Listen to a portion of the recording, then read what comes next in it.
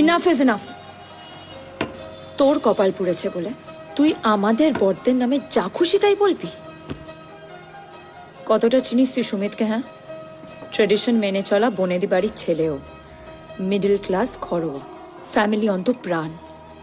বাড়ি ফিরে এসে ছেলেকে পড়াতে বসায়, এসব ডিভোর্স, এক্সট্রা ম্যারিটাল অ্যাফেয়ারের কথা শুনলে না রেগে ওঠে।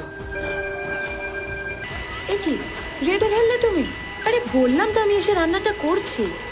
বন্ধুদের সাথে আড্ডা মেরে ফেরা। কি বলছো শুনতে পাচ্ছি না।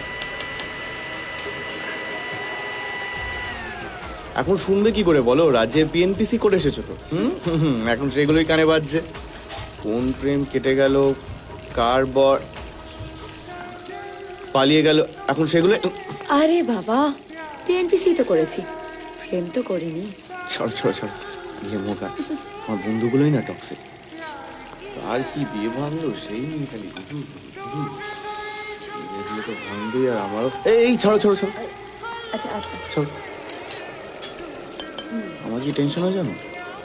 এসব কথাগুলো তোমার মাথায় না ঢোকায়। Sumit is an inspiration. ও বলে বিয়েটা বাঁচিয়ে রাখা একটা শিল্প, পালানোর পথ না খুঁজে টোটাল এফোর্ট দিয়ে সংসারকে আগলে রাখতে হয়।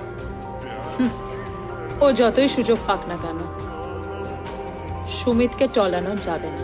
Same with Anirban. ও আমার কথা শুনে আমার আঁচলে বাঁধা থাকতে ভালোবাসে।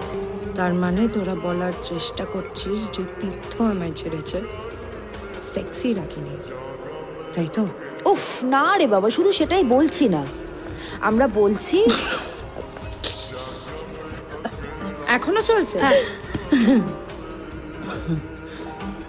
তোরা যেটা বলছিস আমি বুঝেছি, এবার আমি যেটা বলছি সেটা শোন।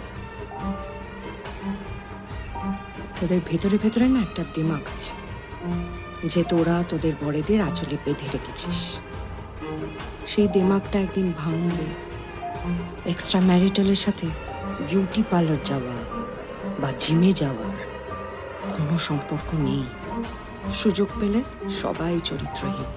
তোদের বরেরা সুযোগ পায়নি, তাই তারা চরিত্রবান মহাপুরুষ।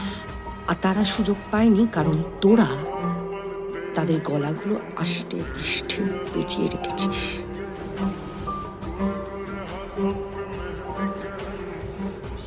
আমি তীর্থকে ফ্রিডম দিয়েছি কারণ আমি ভেবেছিলাম স্পেস দেওয়াটা দরকার। হি মিসইউজড ইট।